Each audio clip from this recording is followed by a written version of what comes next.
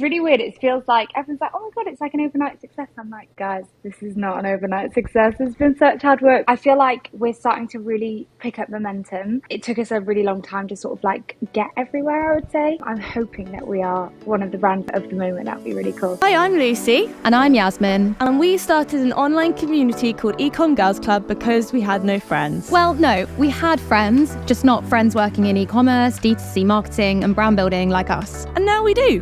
Ecomm Girls Club is the first international community exclusively for girls in e-commerce, and we have a lot to say about it. So we started a podcast. We'll be here each week to talk about the highs and lows of entrepreneurship, building online business and the problems we face in the e-com industry. And we'll also be sharing the stories of the amazing women within our community who are all crushing it. So let's get into it.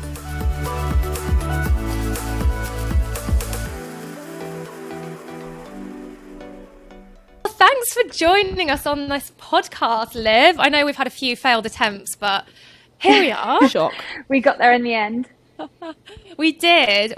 Yeah, we've been really excited to have you on. Obviously, you've done loads for us and with us so far, so it only felt right to get you on the pod. I feel like whenever we have guests on, the best way to start is literally just to hand over to you, just to give an intro to who you are, a little intro to your business, and yeah, just a bit about you, if that's okay. Yeah, of course. I literally hate this question because I never know what to say, but I'll try my best. So I'm Olivia and I am the founder of Louise Jewelry, which is a sweat-proof, waterproof jewelry brand founded in 2021. It's been on a bit of a crazy, wild ride. So started 3 years ago and then I don't really know what else to say. I live in London. Our office is in London. We've got a team of 9. So yeah, we're on a really good growth journey. So it's an exciting time. I would go as far as to say you have one of the jewelry brands like of the moment, Liv. Like honestly, I feel like Louise is like everywhere for good reason, obviously. But agree. Liv is very much underselling herself there.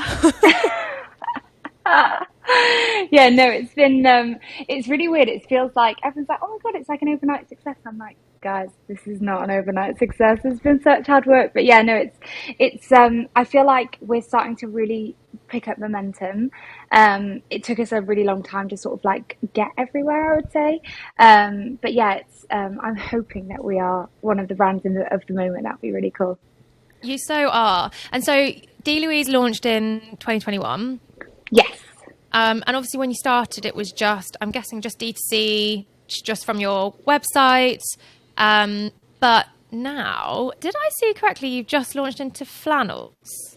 Yes, yeah, so that was really exciting. So we had the meeting with them last year in November, I think. And then, yeah, it finally went through a few weeks ago. So that's really cool because also like what we really liked about flannels is that they've got stores like all over the country and not just in London.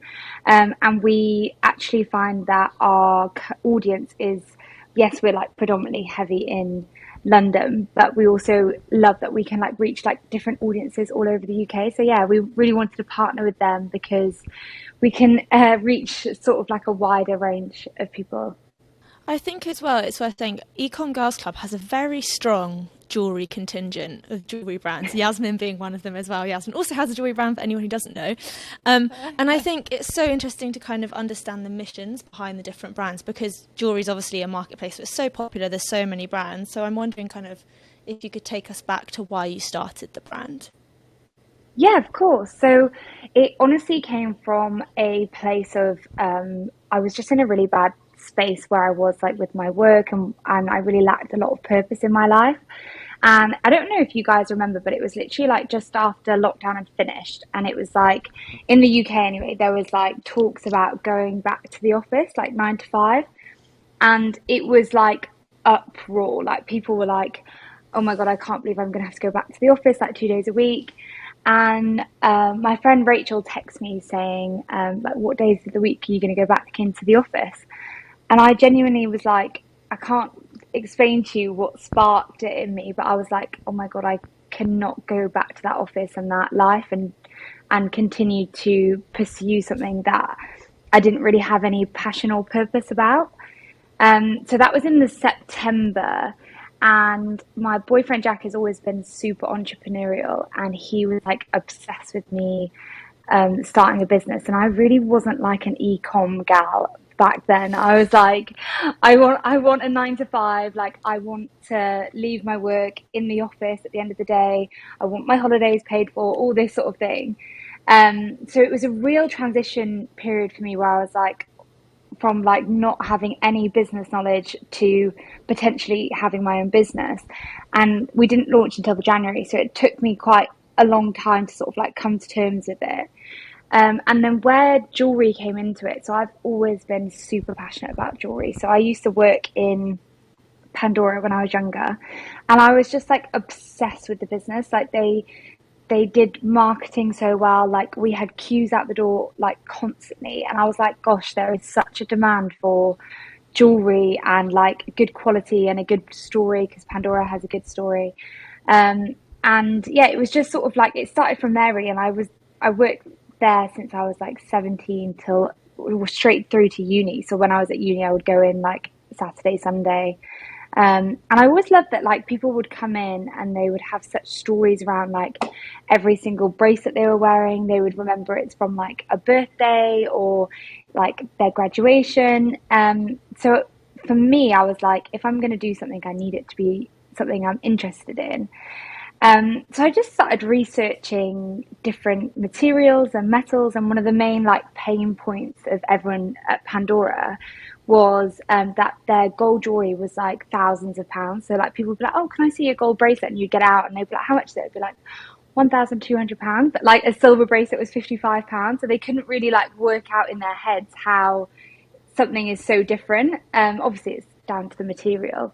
So I was like, it'd be amazing if we could sort of bridge that gap between £1,200 and obviously stuff that you can buy in just everyday places. And the quality was also really important to me. So I was like, when I came across stainless steel and it had all these amazing like properties that it doesn't tarnish, that you can wear it all the time, I was like, oh my God, I think I'm really onto something here. And yeah, it's sort of just, it's like a sort of a snowball effect. Like you do one thing and then it leads to another.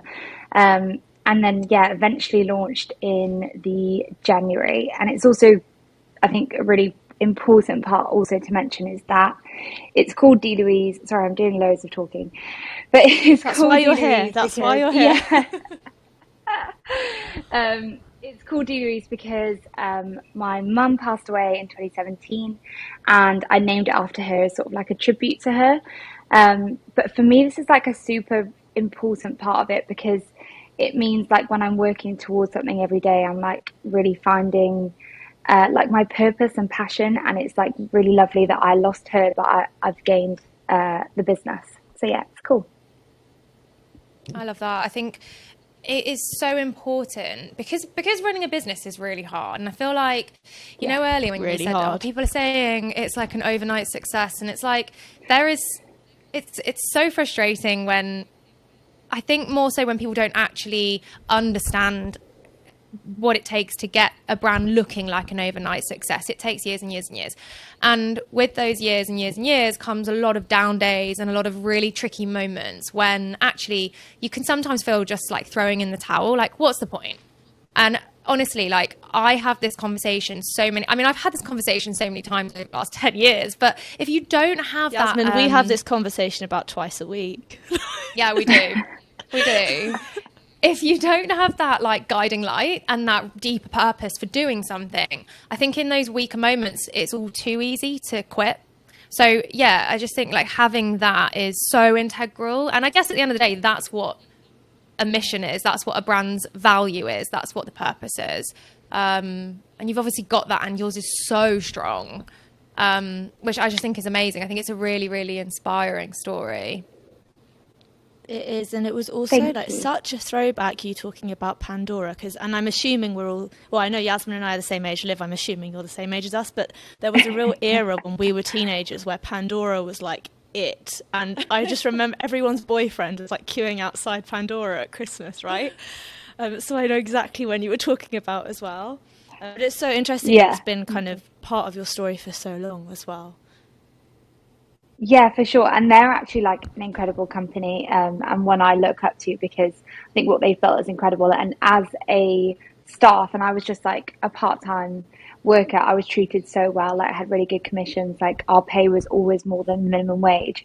So I think like that is also what's ingrained it in me with like how I look after our staff, like my staff, and like yeah, I just they just set such a high standard for like just the norm. So yeah, that's they're really inspiring. So when you set up D. Louise, did you kind of go all in from day one, or were you also still working? Did you and Jack both just kind of fully commit to the brand, or did you kind of have other work going on and then kind of go full time eventually? Yeah, so it was very much like on the side. So Jack figured out Facebook advertising during lockdown because we all had like so much time, and it was back when it's changed a lot now, and it was back when Facebook advertising was a lot easier. You could target people a lot better. Your ROAS, which is return on ad spend, was a lot easier to get really good return. So it was like he basically was like, I'll just start running ads and see what happens.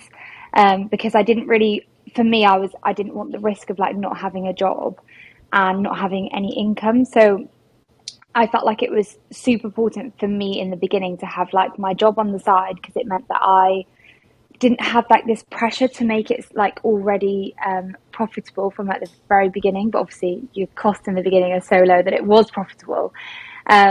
And yeah, it was just sort of like a really slow burner. So we launched in the January, and Jack always tells the story, but it's really good. So when obviously he was like, right, I'll put the ads live and I'll see what happens. And it was like 3 days later, and I was like, it's really weird, Jack. We haven't had any sales yet. Like, is everything okay? And he was like, yeah, this is fine. Like, normally takes this long, blah blah blah. And then we finally got like a sale like 3 days later. But what he didn't tell me at the time is he literally spent £700 to get that first sale, and he was telling me that it was going fine. Oh my god! Oh wow! Like the He said econ to girl me, inside yeah. me is like crying. Like, oh. I know. But he said to me, he was like, I'm just going to keep spending until we get a sale and see what happens.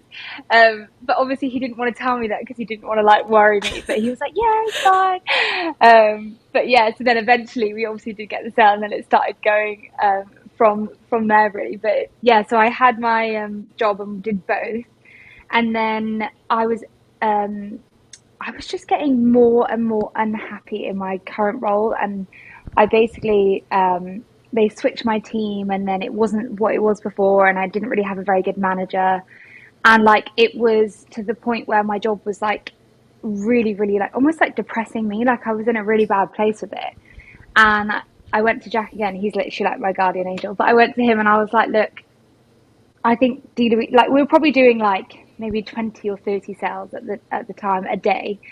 So I was like, we were making like pretty good headway.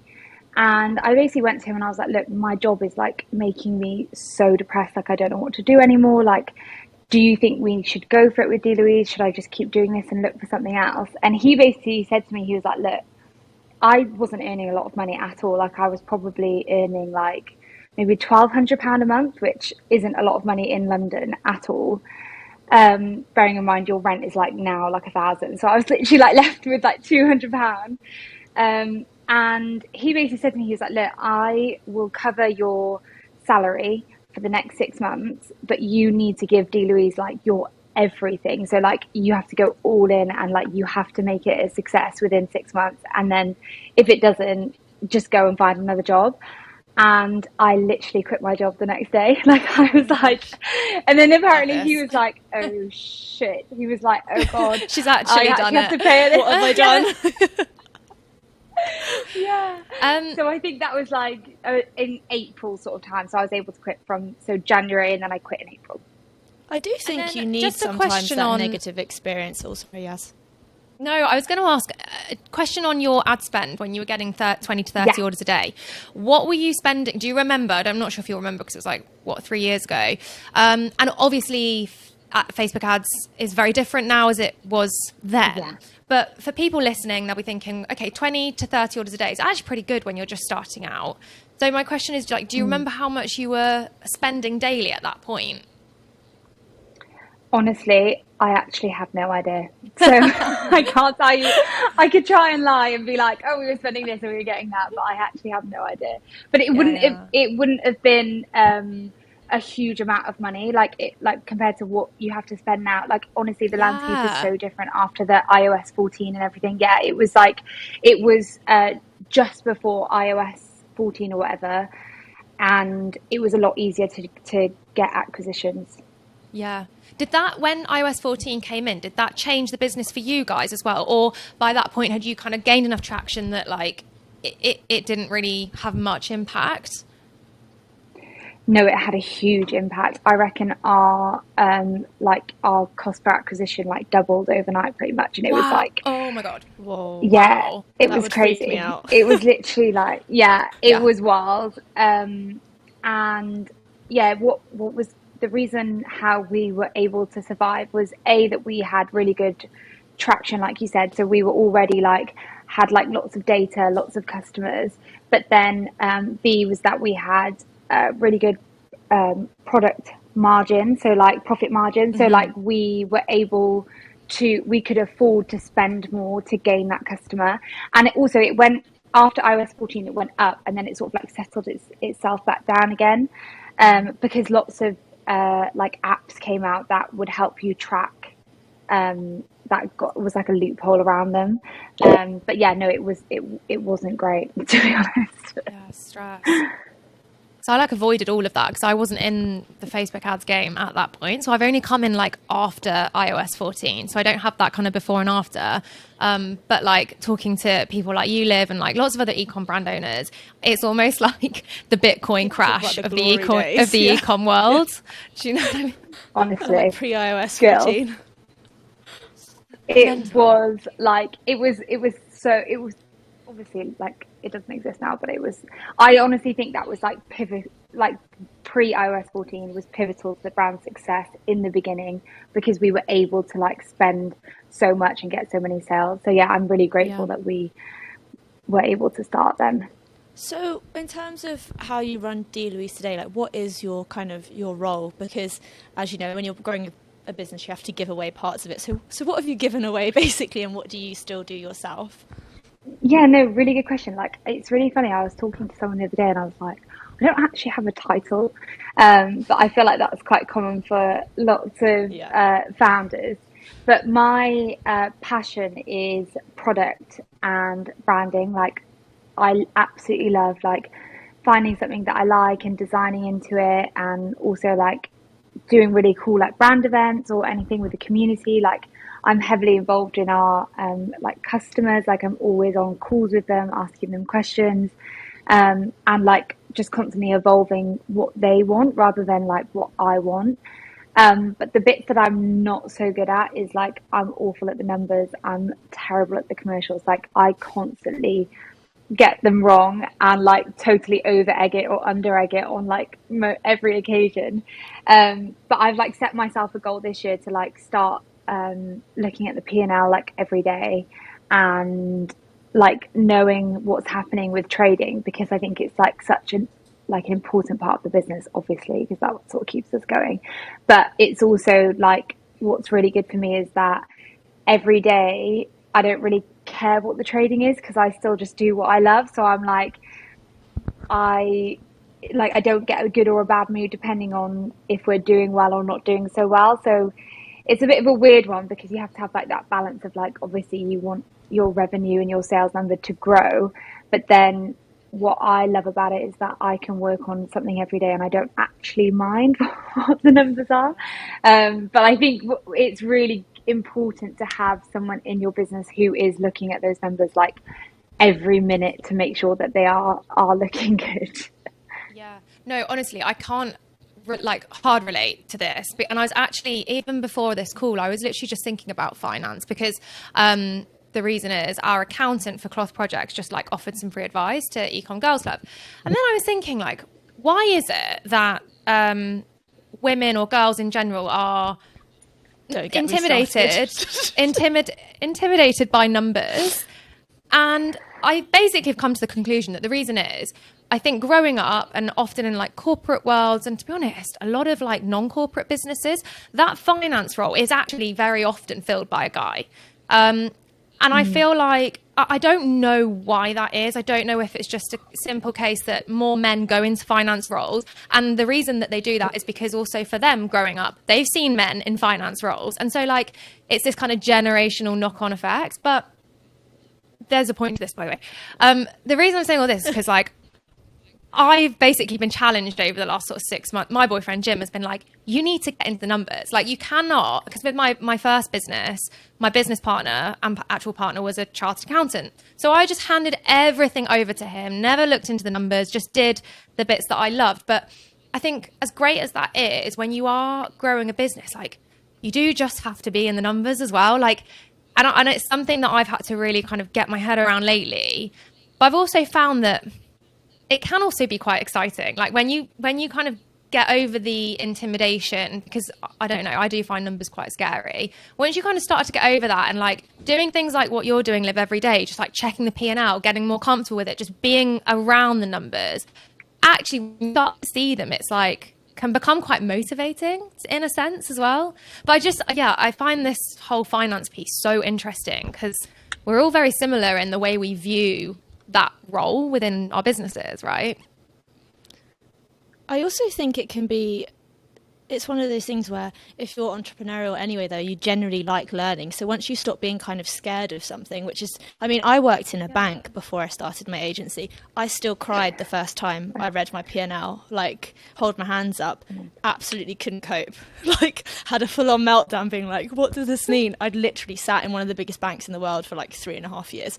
Anyway, my point is that I think, you know, it's really cliche, but knowledge is power. And as much as if you founded any kind of business, you have to give stuff away, you still need to understand how everything works. And Liv, I think you did a really good job of this when Liv came to Ecomm Girls Club to present on basically scaling a brand and had a really good like visual of all the different components, because even if you're not doing it yourself, you need to understand how it works. Otherwise, you're going to end up in carnage. Yeah, no, for sure. I think it's, yeah, like you said, it's about having like a holistic view and understanding of it. But I also think as well, like it's when your strength is elsewhere and someone else's strength is in your weakness, like I'm literally happy to hand it over to someone else who's better at it. But yeah, I definitely need like, I think it's definitely good to have like an overview of what's going on. Just so if you get asked, you don't look, not that you don't look stupid, but like it's good to have an insight of every component. Yeah, I completely agree. So talking of like different components and parts of the business, you mentioned like you love the product and being in the brand side of things, and like I totally relate to all of that. So when it comes to MPD and kind of deciding your roadmap for the year, what you've got, what you need, how do you do that? Do you literally like lay the products out on a table, take a bird's eye view, look at the gaps? Is it more strategic than that? Like, what does that look like for you guys? Yeah, really, really good question. So we're still actually figuring this out as a brand. So I think for the first year was very much just like being totally honest, was like a lot of off the shelf design. So like I didn't really have a design background, so I didn't know how to do CADs or like any Photoshop or anything like that. So I would basically buy stuff that already existed in the jewelry world that I liked. And then year two, we got a designer on board and started to really like figure out what worked well with the customer, what didn't work well with the customer. And then year three, sort of like where we are now, is like we have really stripped back on like designing newness and honing in on our like bestsellers, like what does the customer actually want and how can we design into that, rather than just like looking at like trends, because lots of the time like our Louise customer is like a very, I don't mean this in a nasty way, but she's like a basic girl. Like she just wants to go to the gym, have a nice necklace. Like she's not super into like fashion trends and the catwalks and that type of thing, but she wants to be told what to wear. So we've actually found that not necessarily going after the trends works better for us. And the way that we sort of do it, so we just made an epic new hire called a girl called Vara, and we have been doing a huge piece of work recently on like what does our year look like in terms of product, because like a product girl, I'm like, let's release it all, we'll have thousands of it. And then Farah comes to me and she's like, Liv, all these rings look exactly the same. And I'm like, no, they're slightly different, but obviously on the website they all look the same. So a big piece of work that me and her are doing at the minute is like we're looking at our whole range and we'll lay that out physically. And then what we'll do, we're like picking two things that do the same job and like literally looking at them like from an actual brain and like thinking about it and be like, these two items, if the customer's not going to buy this, they'll probably buy this. And if they're doing the same thing, we're actually trying to take them off our site and then introduce things which are more that don't do the same job. So it's like we're still figuring it out, and I don't think there's like one size fits all. I do know that the customer loves newness. They always want something new. But yeah, we're trying to find that right balance of newness, but with product that is new rather than just launching something with a slight variation. Yeah, love that. It's super interesting. I think that's also like probably the benefits of bringing someone in, right, as well, because you can't help but have tunnel vision slightly when it's your baby. Yeah, for sure. I think as well, you need like, Farah always says to me, like, you need like a merchandising head and then a buying head. So it's like, okay, let's buy this because it looks good. And then from like a merchandising point of view, it's like, okay, well, how does it fit into our range? And what do we not have which looks like it already? So it's like, it's getting that two balancing act. But yeah, it's really hard. And I don't think I'm the best at it, but yeah, trying to get better. I think though, when you're so in the brand and you are the brand, it's really hard to, and can sometimes be hard to see it from a customer's point of view and not your own. And I feel like that is such a trick. And if you can do that, I think then that's like the perfect balance between working in the brand and working on the brand and being able to like commercially steer decisions that are good for the business as well as the people who work inside the business. And I think particularly from like a design perspective, you know, like you're saying, you can have two rings that look very similar, but in your mind they're different. And I feel this with Cloth Project. Like you can go on the Cloth Project website, and to be fair, you could argue like a lot of it looks the same. So I'm taking a lot of advice and through this conversation as well. But from my brain, I'm like, no, but that bundle's slightly different. And then what if she wants something that's like that? And it's like, actually, she doesn't care. She just wants something that looks pretty, that is affordable, and, you know, like does the job that she's looking for. So yeah, I find that like such a useful piece of advice that you've just given us.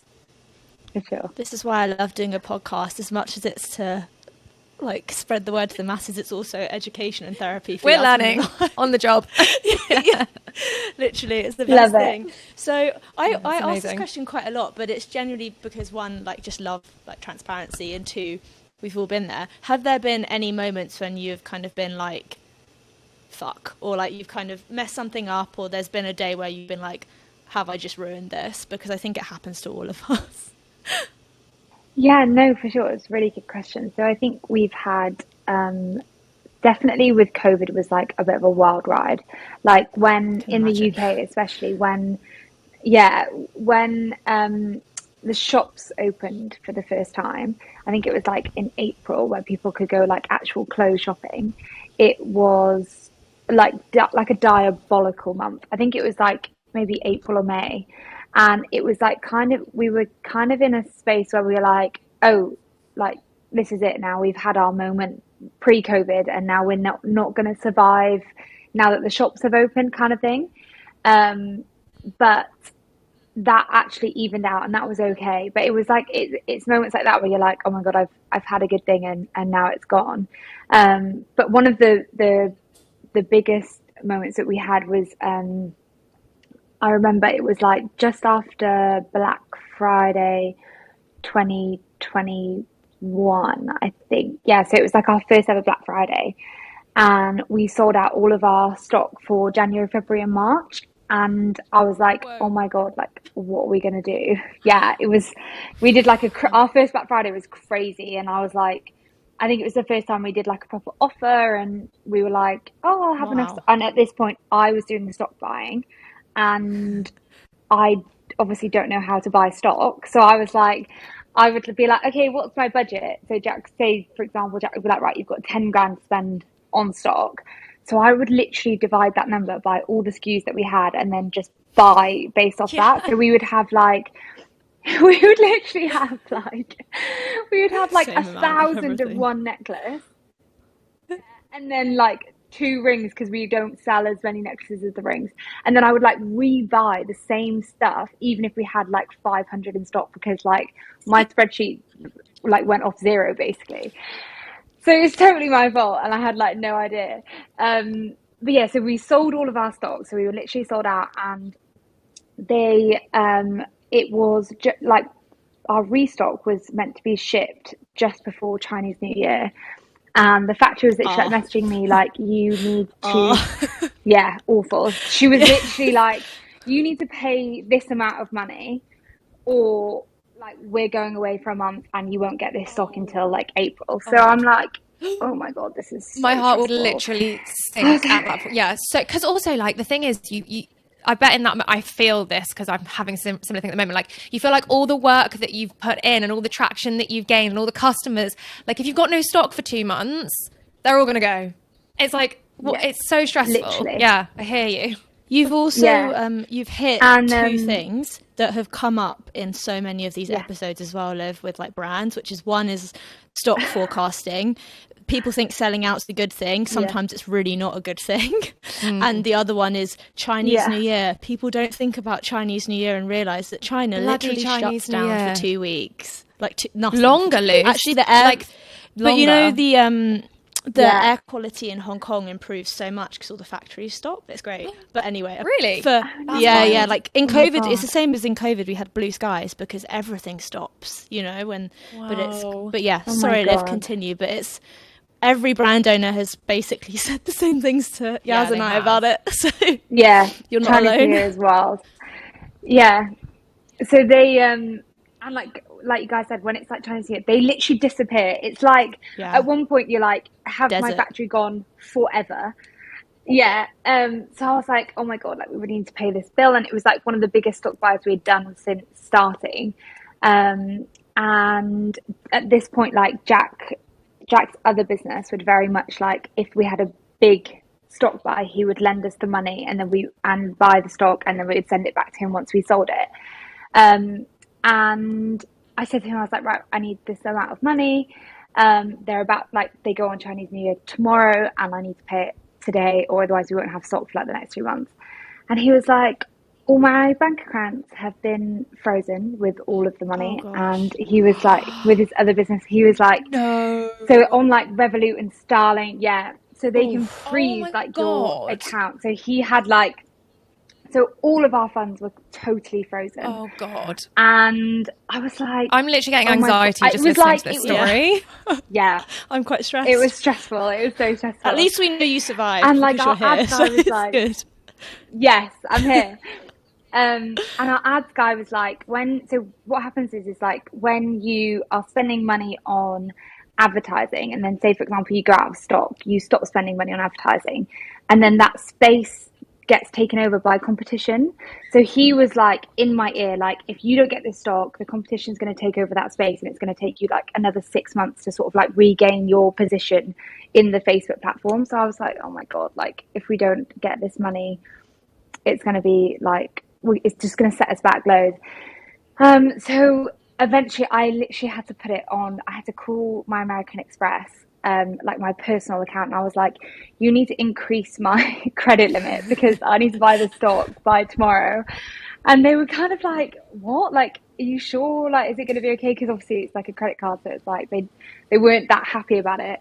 But yeah, I literally had to put the stock buy. I had to get her to send me like a payment link through PayPal so that I could pay her on my credit card instead of like bank transferring her. So yeah, so I did it on my current account and my accountant was going mental. He was like, what is this like payment on your current account? I was like, oh my God. But yeah, so we did survive, but that was like touch and go. I was like, it was very much like, I don't know if we're going to come out the other side, but we did. So question then, in terms of inventory, because I find, like, you said that you were buying stock. You were doing all the inventory and all the stock buying for like, are you still doing that now, or has that handed over to someone else? Just a side note. No, so I don't do that now. Yeah. So I feel like it's such a massively important role and thing to get right. Because like you said, you can either over egg it or under egg it. And I like try and talk to a lot of brand owners to try and understand how they forecast it. And like talking to massive brand owners, they'll make sure they've got stock for like the next 6 months. So they're ordering twice yearly, but like big amounts of stock, blah, blah, blah. And then like smaller businesses will try and do it on like a month-on-month basis. But like what would your advice be to businesses in their first 1 to 2 years in terms like they're growing month on month, but actually don't necessarily have enough data to forecast 6 months in advance, a year in advance? What would your advice be to those people in terms of buying stock? Yeah, so I think it's down to a few things. So obviously it's how long production takes for your product. So I'm very lucky that jewelry is about eight weeks, so we don't have to have like a huge stock holding as a business, because we basically place a buy every month and try to have about 12 weeks cover, apart from obviously Black Friday and Chinese New Year. But I would say as like a small business, you probably don't want to sit on a huge amount of stock if you can, obviously. And it's about getting the right amount of stock at the right time. And like you basically just need it to be like, I think it's called just-in-time production. So you basically need like, as your units getting low, that a new stock order arrives. But I would definitely say that probably ordering like little and often is less risk, because it means that you're constantly trying to like top up, but you're also like seeing what's selling. You've got like month on month data, and you're not like investing heavily into one piece and then it's not selling and then you're stuck with that for like the next 6 months. So I think it's about, just like once we launch a product, we know pretty much in the first week if it's going to be a good seller or not. Like it literally is like you either make sales or you don't, and then it's like, okay, we'll rebuy the things that are selling well, because we know that it's going to probably sell out within the production time. So yeah, it's about, I think little and often personally is better than like buying stock twice a year. It's also better for cash flow as well. Question for the non-jewelry owning person, jewelry brand owning person in the room, to you guys, just because I'm generally curious. So MOQs, bane of a lot of people's life. MOQs is minimum order quantity for anyone listening. What's that like in jewelry? Is it good, or like comparatively to other sectors, so like beauty, for example? Is it relatively like, can you do small orders, or is it typically like big, like thousands of units? Yeah, so I think again, very like privileged that the minimum orders are quite low. So you can probably buy, when we launch something new, if we're not sure about it, we can probably buy 100 units. I don't actually know what beauty is like, but I know that like it's probably like way higher than that. But so I think for jewelry, it's like we're actually quite lucky that you can order low order quantities. But I also think on that is that in the beginning, I couldn't reach the order quantities of the manufacturers, even when it was like 100. And I basically, what I did was I would get on a call with whoever I was trying to buy it from. And I would basically explain to them my journey, where I want to go, like what we're currently at, and basically say to them, look, would you, for the next 6 months, test out a lower order quantity so I can have enough cash flow to run the business? And sort of like, if you back me, I'll always use you, kind of thing. And we still use those manufacturers today. Oh, wow. And they did allow us to have smaller order quantities. So I think it's about like, I think lots of people, when you say, oh, the manufacturers in China, it's like people don't even think of these as real people. And if you treat your manufacturers as real people and like have conversations with them and build that relationship, they're very much like willing to help you, and they want to be part of your journey too. And like, if you have you almost need to like pitch to them, like back me up, like see what I can do for the next 6 months. And I honestly think that if people treated them more like people and less like numbers and just a manufacturer, then you would probably be able to get those minimum order quantities down. Yeah. like retweet all of that. It's so true. I think we should do, just thinking off the top of my head here, I think we should do an Ecomm Girls Club trip to Hong Kong to mainly see me, but then everyone can go across the border and see their factories and their manufacturers. That would be a great day that'd for be everyone, amazing. but mainly me. But like, yeah. I would love that. I would love Yeah, that. I'm going to Hong Kong in September. Wonderful. So I will see you there. Everyone come visit. We should do an Ecom Girls Club dinner around that same time. We already are. We're doing one in September. In September? There's 2 or 3 girls here at the same time. So, sorry, now we're just running our business through the medium of this podcast. We'll get back to Liv now. Sorry. Love it. Yeah, I think you're honestly like that piece around. I think again it comes down to like intimidation and not being intimidated by your manufacturers, because ultimately they are just people that want to win business.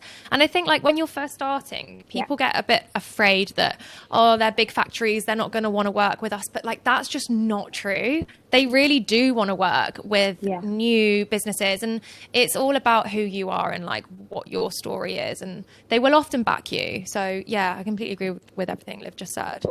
Yeah, one of the things that I learned when I started working with a man called Steve Hewitt, who was the ex-CEO of Gymshark, was he basically like ingrained this to me. He was like, who you work with, they need to be like brand partners. They don't work for you, they work with you. And ever since he sort of said that to me, I was like, I had such a different view on like everyone that we work with. And now like when we're like, even if we're like photographers or videographers, like any freelancers that we use, I'll always like try and meet them in person or on a Zoom call and like have that one-to-one connection, because then like they don't just see you as a brand, then they see you as a partner. And I honestly think that is so valuable, especially when you're like starting out your business. 100%. I feel like that's from me this time. I feel like that's such a nice way to tie off. Actually, Liv, we have a couple of questions that we ask every guest at the end of the episode. So I'll ask a question, then Lucy will ask a question. But my question is, what is the single best piece of career advice that you've ever been given or would therefore give to somebody who is kind of starting out and just looking down the lens of the next 5 to 10 years in their career? Yeah, so I would say a short quote would be, your direction is better than your speed. Say that to myself like every day. I really needed to hear that today. Quote. So thanks. Yeah, love that. That will be on the Ecomm Girls Club main feed in no time. I'll just whip up an asset on Canva. I love that. And then my other quote that I love that is also a bit of advice is, so I love Chris Williamson's podcast. I think he's great. Yeah. And on one of his podcasts, he said, enjoy being in the process of becoming. Love. That's nice. Nice. Which is, love. Yeah, nice little mantra. Love. All about we'll pace. whack that onto our promo reel. Like literally, I love that one. So good. Love those okay, two. my question, which we also ask everyone, and fun fact, Louise has actually been the answer for one of our other guests to this question. You can't choose Louise, Liv, but another brand in the D2C space that you think is killing it at the moment, and kind of why? So I am literally obsessed with Odd News. I think Amy Snell is absolutely killing the marketing and product game. So yeah, it would have to be her. Odd News has also come up. We really want her to come on the pod. Like, she's absolutely unreal. Send Amy our way. Manifesting. Absolutely. Liv, thank you so much. That was honestly amazing. And like, as always, every time we talk, learn so much. So really appreciate your time. And thank you again. Thank you. If you enjoyed this episode, be sure to hit the subscribe button on YouTube or wherever you get your podcasts. And to get involved with the Ecomm Girls Club, search for @Ecomm Girls Club on Instagram. And if you feel like taking your Instagram stalking one step further, we are both also on Instagram @Yasmin Chic and @LucyCG.